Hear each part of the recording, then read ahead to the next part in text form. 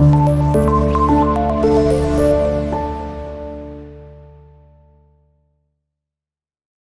वालेकुम स्टूडेंट्स, कैसे हैं आप? उम्मीद है आप लोग खैरियत से होंगे। आज हम अपना चैप्टर नंबर 6 का टॉपिक बैक्टीरियल डिजीजेस का कर रहे हैं, टेटनस एंड टाइफाइड। ओके, तो लिख देते हैं कि ये बैक्टीरियल डिजीजेस का टॉपिक है। ये वो बीमारियां हैं जो बैक्टीरिया से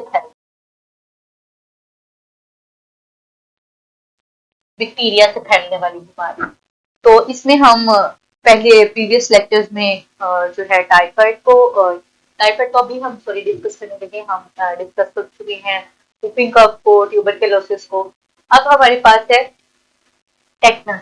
तो वो टेटनस जो है ये एक बैक्टीरिया से फैलने वाली बीमारी है। आपने आम रूटीन में बहुत बार टेटनस का वर्ड सुन रखा है कि जी टेटनस का इंजेक्शन लगवाएं अगर किसी बंदे को रोड साइड पे कोई चोट लगती है, कोई एक्सीडेंट होता है या किसी को कोई चोट लगती है। तो क्या वजह है कि जो इसका जरासीम है, जो इसका बैक्टीरिया है, वो डस्ट और जो फीसिस है किसी एनिमल का उसमें रह लेता है, उसमें वो जिंदा रहता है। तो अगर किसी को रोड पे कोई चोट लगती है तो उस बंदे को टेटनस का इंजेक्शन लगवाया जाता है। अब क्यों लगवाया जाता है कि जो टेटनस है इतनी स्वेयर डिजीज है कि जो इसका बैक्टीरिया है वो जब बॉडी में एक दफा एंटर हो जाता है इंसान के, तो वो जाके इंसान के जो मसल्स हैं उनके साथ उनको जाके डिस्टर्ब करता है या उसमें डिस्टर्बेंस कॉज। मसल्स में क्या होता है, स्टिफनेस आ जाती है। यहाँ पे हम लिख देते हैं मसल स्टिफनेस, अकड़ाव।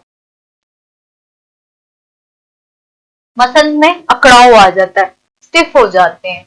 अब होता क्या है कि जर्किंग स्टार्ट हो जाती है, मसल्स में अकड़ाव होता है और जर्किंग झटके लगना शुरू हो जाते हैं। अगर तो चेहरे के यानी कि जो माउथ के ये पार्ट है हमारे, जो चेहरे के फेशियल मसल्स हैं, अगर ये अकड़ते हैं, इनके अंदर कड़ाव आता है, तो वहां पे एक वर्ड यूज किया गया specially, lock jaw. Short question आ सकता है, इधर मैं लिख देती हूँ कि लॉक जॉ क्या होता है।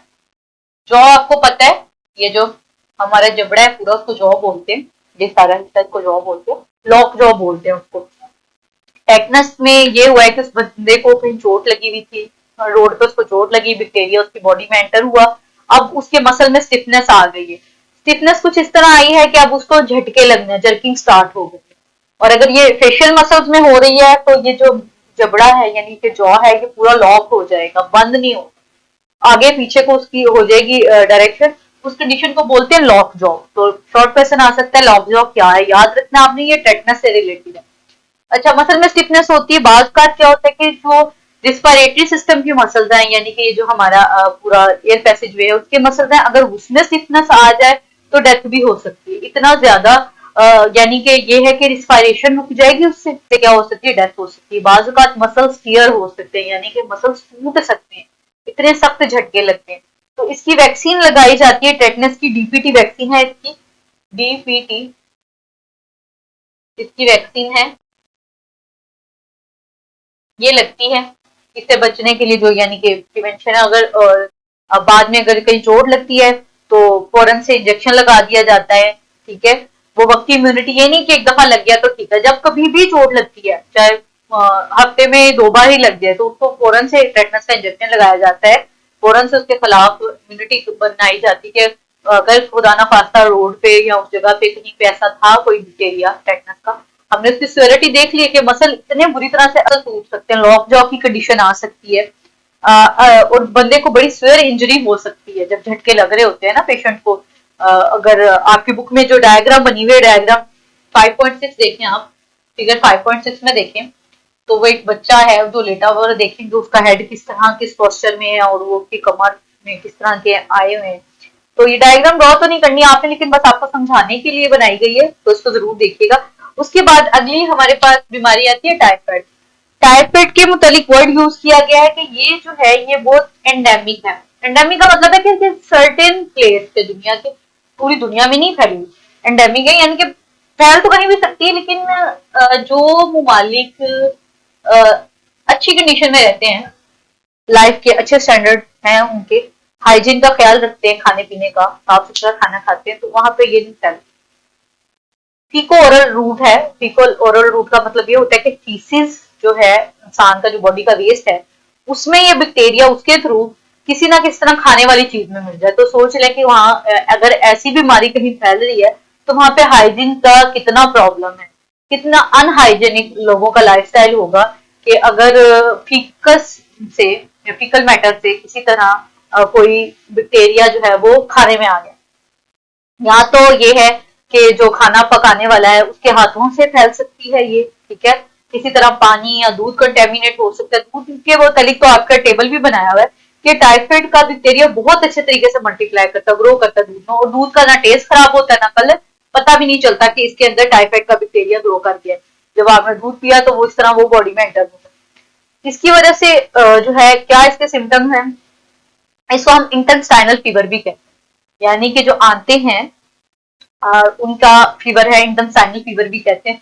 बहुत ज्यादा जो है सर दर्द होती है और बुखार रहता है, और बुखार बहुत लंबे अरसे तक रहता है। जब भी आप पाकिस्तान में तो टाइफाइड जो है वो आम है। अभी टाइफाइड के बच्चों को इंजेक्शन भी कुछ अर्सा पहले लग रहे थे, क्योंकि सुना था कि लाहौर में जो है खासकर कंटेमिनेशन हुई थी कहीं पानी की ऐसी, तो और बच्चों को बहुत ज्यादा आउटब्रेक हुआ था टाइफाइड का, तो टाइफाइड फैला था बड़ी तेजी से।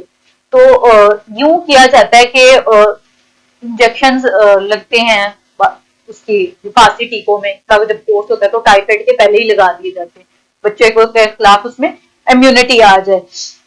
अब अगर हम बात करते हैं कि लॉन्ग टर्म रहते हैं इसमें फीवर 10 से 30 साल की उम्र के, स्पेशली 10 से 30 साल की उम्र के लोग जो हैं वो इसके ज्यादातर इससे इफेक्ट होते हैं, ये देखने में आया है। गंदी चीज अगर आप खा रहे हैं, यानी कि खासकर हाइजीन का ख्याल रखें तो इससे बचा जा सकता है। बुक में आपकी बहुत सारी चीजें मेंशन है कि कंटेमिनेटेड दूध, साफ सुथरा पानी, पानी को उबाल कर पिए। उबाल कर पीने से ये होता है कि उसके अंदर बैक्टीरिया और उसके स्पोर्स किल हो जाते हैं। साफ सुथरा पानी पिए। बाहर से बनी हुई चीजों का कम से कम इस्तेमाल करें। अगर अगर आप कहीं पर घर में हम खुद खाना पकाते हैं तो हम बार बार हाथ धोते हैं, हाथों की सफाई सुथराई का ख्याल रखते हैं।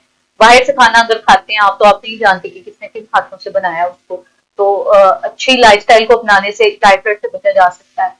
टाइफाइड से स्वर भी हो जाता है, बिगड़ जाता है, लेकिन जैसे ही आप देखें कि आपको एक वीक हो गया, मतलब बार बार मुसलसल बुखार हो रहा है और होता जा रहा है, तो फौरन से डॉक्टर जो है वो आपका सीबीसी का यानी कि आपका ब्लड टेस्ट लेता है। उससे पता चल जाता है ब्लड टेस्ट में कि जी जनाब पर्सन को है टाइफाइड, क्योंकि वो उसके अंदर टाइफाइड के ब्लड टेस्ट में आ जाते हैं सिम्टम्स।